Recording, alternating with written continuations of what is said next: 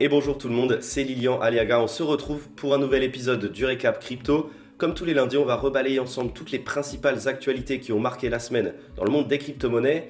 Au programme, le fonds de sécurité de Binance qui dépasse les 1 milliard de dollars, Carrefour qui s'achète un morceau de terre dans le métaverse de The Sandbox, ou encore une nouvelle levée de fonds pour FTX qui porte sa valorisation totale à plus de 32 milliards de dollars. Bref, on va revoir tout ça ensemble dans cet épisode. C'est parti. On commence ce tour des actualités de la semaine en parlant de la tendance actuelle du marché, à savoir les métaverses. Depuis que Facebook, maintenant renommé en Meta, a mis la lumière sur ce secteur de l'industrie, de nombreuses grandes entreprises s'y sont intéressées. On peut notamment citer Adidas ou encore Apple. Et donc le dernier en date est nul autre que le géant français de la grande distribution, Carrefour, qui vient d'annoncer s'être acheté un petit morceau de terre sur le métaverse de The Sandbox. Pour faire simple, pour ceux qui ne connaissent pas, The Sandbox est un jeu blockchain français, un monde complètement ouvert, quadrillé en une multitude de petites parcelles qu'il est possible de s'approprier grâce à la technologie des NFT. La plateforme cherche à s'étendre dans tous les secteurs, que ce soit l'art, la mode, les concerts virtuels, les spectacles virtuels, mais également la grande distribution. On peut imaginer que Carrefour souhaitera développer son propre supermarché dans le métaverse de The Sandbox. Pour le moment, rien de plus n'a été communiqué ni par Carrefour ni par The Sandbox, mais il sera intéressant de le suivre dans les prochaines semaines ou dans les prochains mois. Parlons maintenant de Binance et de la sécurité de vos crypto-monnaies. Cette semaine, la plateforme d'échange a annoncé que son fonds de sécurité totalisait plus de 1 milliard de dollars. Alors pour faire simple, ce fonds il a été créé en 2018 et son objectif c'est d'assurer la sécurité des crypto-monnaies des utilisateurs de Binance en cas de hack ou de vol. Son fonctionnement il est très simple également, 10% de l'ensemble des frais de transaction de la plateforme est basculé graduellement dans ce fonds, ce qui permet qu'il continue de prendre de la valeur au cours des mois et des années qui arrivent. De manière générale, lorsqu'on achète des crypto-monnaies, il est important, voire même primordial de se poser la question, est-ce que mes actifs sont en sécurité ou non? On le sait, les protocoles de finance décentralisée sont très régulièrement pointés du doigt pour leur risque de hack ou de piratage, mais ce n'est pas pour autant que les plateformes d'échange centralisées sont beaucoup plus sécures.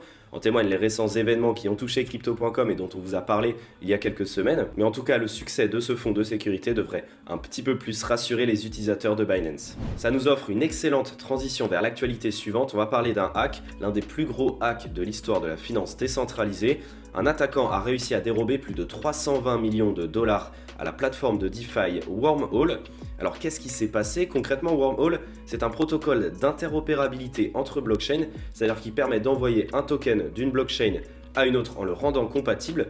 Par exemple, ça permet d'envoyer des Ethers de la blockchain Ethereum vers la blockchain Solana sous la forme de wrap Ether. Sauf qu'une faille a été trouvée dans ce protocole, ce qui a permis à un utilisateur de récupérer 320 millions de dollars de wrap Ether sans nécessairement avoir déposé les Ethers correspondants et les avoir verrouillés sur la blockchain Ethereum. C'est la deuxième plus grosse attaque de l'histoire de la finance décentralisée. On a parlé de Binance, parlons maintenant de son concurrent FTX. FTX est l'une des sociétés de l'industrie des crypto-monnaies qui a connu la croissance la plus fulgurante, notamment grâce à des levées de fonds et des opérations marketing de grande ampleur. Et d'ailleurs, cette semaine, FTX a annoncé avoir levé 400 millions de dollars supplémentaires, ce qui porte sa valorisation totale à plus de 32 milliards de dollars. Il est intéressant de noter que FTX a recueilli 1,8 milliard de dollars sur les 6 derniers mois, ce qui est énorme pour une société qui a été créée en mai 2019. Ces fonds récemment levés devraient servir à appliquer la nouvelle stratégie de Sam Bankman-Fried, à savoir l'acquisition de nouvelles sociétés pour étendre ses activités.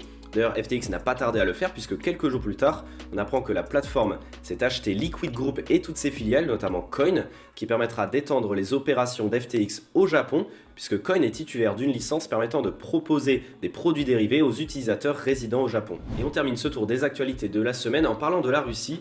La semaine dernière, on évoquait les déclarations du chef d'État Vladimir Poutine au sujet de la position stratégique de la Russie dans l'industrie des crypto-monnaies. Et bien cette semaine, un rapport du Kremlin vient confirmer ces propos. Selon les données de leurs études, les Russes détiendraient à peu près 16 500 milliards de roubles en crypto-monnaies, soit environ 214 milliards de dollars. Cela représente 12% de l'ensemble du marché des crypto-monnaies. Et c'est important, mais c'est d'autant plus important quand on sait que cela représente un tiers de l'indice boursier de référence en Russie. D'ailleurs, cette étude va encore plus loin puisqu'on apprend que 17 millions d'utilisateurs russes détiendraient des crypto-monnaies. Cela fait 12% de la population totale du pays, et ce qui le classe deuxième au classement mondial des pays derrière l'Ukraine.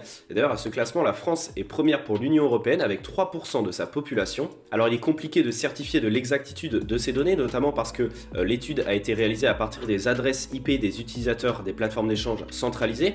Autrement dit, on nommait complètement les utilisateurs des plateformes décentralisées, mais également les personnes qui utilisent des VPN pour délocaliser leur adresse IP. Voilà, c'en est tout pour les actualités de cette semaine. J'espère que cet épisode vous aura plu. N'hésitez pas à nous le dire dans les commentaires.